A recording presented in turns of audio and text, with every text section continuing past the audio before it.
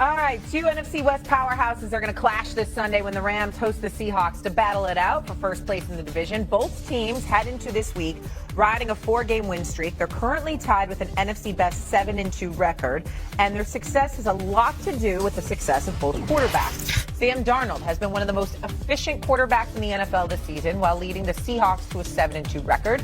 He ranks first in total QBR and yards per attempt while ranking third in completion percentage. And so, if Sam Darnold takes a win over the Rams on Sunday, will you believe in him? Well, it will go far, but I still, myself personally, I can't get past those 2 games last year for the Vikings in Detroit, Sunday night, week 17. He was bad in the game, and then he wasn't bad. He was putrid on January 13th.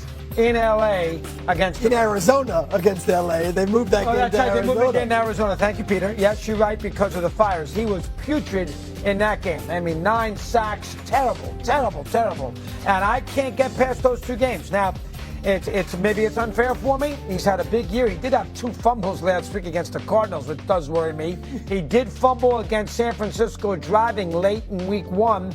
That worries me. And he also threw an interception off a helmet, but he threw an interception against Tampa when the game was tied. And then Mayfield went down the field and he scored. So there's even in a couple of losses, I didn't like some things that I saw. But I'll be fair. If he goes to L.A. this week and beats Stafford and the Seahawks win and he plays well, that would go in the right direction for me to believe that Darnold in postseason play I can count on.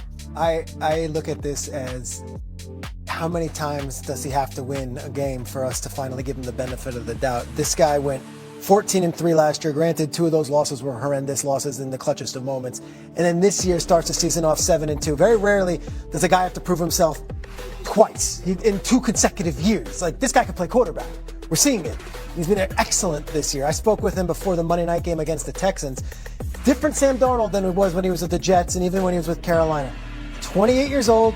He's engaged to the love of his life. He bought his first home this offseason because he finally has a team to tell him, you are our guy. Signed a $100 million contract to be with Seattle, and he has fulfilled expectations.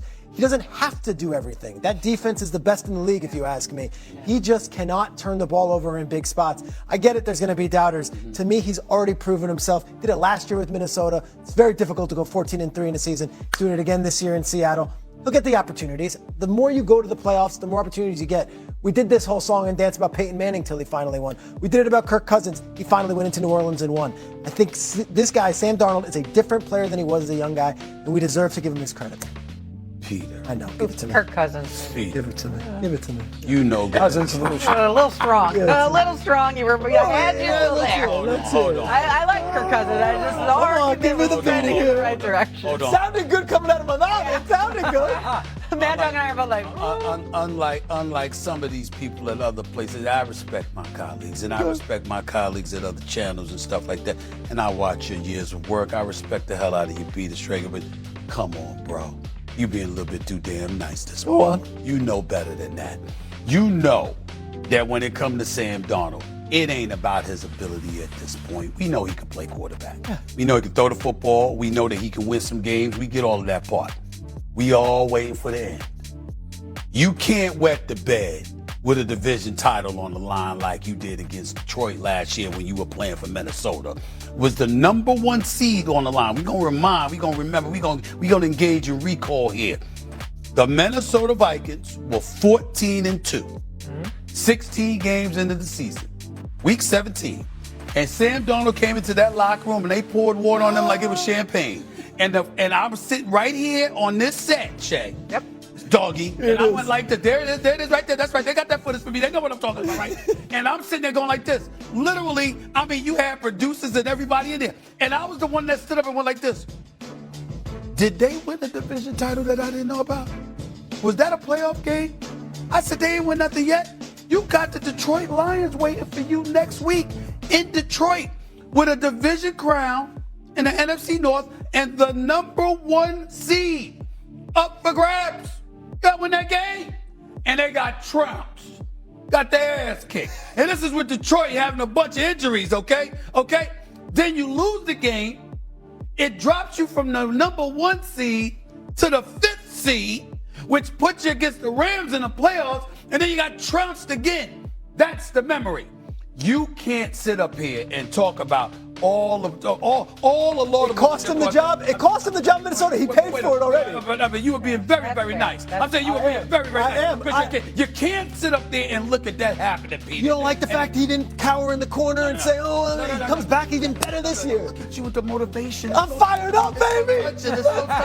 It's really touching. I'm just saying, we get to sit back and go like this. That's fair. There's a division title on the line yet? Is it a playoff game yet? We know you can play, Sam Darnold. We know you can play. You're not a scrub. He can play. This is not the Jets. This is not Carolina. We're looking at you in Minnesota when you got at them to 14-2. Well, guess what? You wet the bed then too. What you gonna do? Because let me tell you something right now. Last year, you did have a decent defense with Brian Flores coaching that defense. Sure did. You still had Justin Jefferson. You had Addison. You had Hawkinson. You had a crew. All right? It was about you. Yep. And then y'all lost. Now you got Seattle. That defense is real. Amazing. And Jigba is real. You see what these brothers bring to the table. You got Shaheed there with you now. Oh, you got pieces again. Well, what you gonna do again? That's what I'm saying. Fair. You can't sit up there talking about all of this nice stuff. I know it's Christmas time rolling up. I know Thanksgiving's nearly here. But damn, Peter, come on now. Go ahead, Swag. Go ahead, Swag. Swagger, what do you think? Will you believe in Darnold if they win, beat the Rams this weekend? I already do. I already believe in Sam Darnold. I think Sam Darnold is a really good quarterback. I think Stephen A is alluding to what makes it difficult to talk about football because a new season happens when you get into the playoffs. And I'm going to just focus on right now. Like, this will be a good step for Sam Darnold. But I still feel like if they lose to the Rams, this is a playoff team. Now, this will quiet a lot of people because the last time we saw him against the Los Angeles Rams, as Stephen A alluded to, it wasn't pretty when Sam Darnold played them in the division, the first round of the playoffs. But you got to think about this, man. Like, sometimes I agree with Peter in this vein. Sometimes it's about the belief in the guy. And sometimes it gives you a little extra ability knowing that this franchise has invested, money, but also invested in building a better team around you going into it. There was still conversation, and I want Mad Dog and Stephen A and bring them up on the camera because I remember even while Sam Darnold was making this run with the Minnesota Vikings, we all were still like, but is he going to be their quarterback?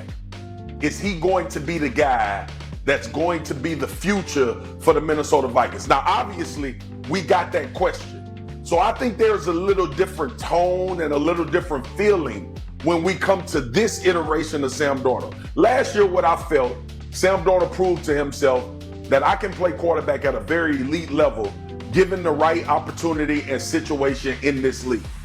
Didn't end up staying in Minnesota, but you had Seattle come to the table and say, hey man, we give a lot of credit to what you did last year. We thought you were a phenomenal quarterback. The playoffs are completely different. I've sat on this show and watched Stephen A talk about my dog, Dak Prescott, a million times because the playoffs is a different time of the year.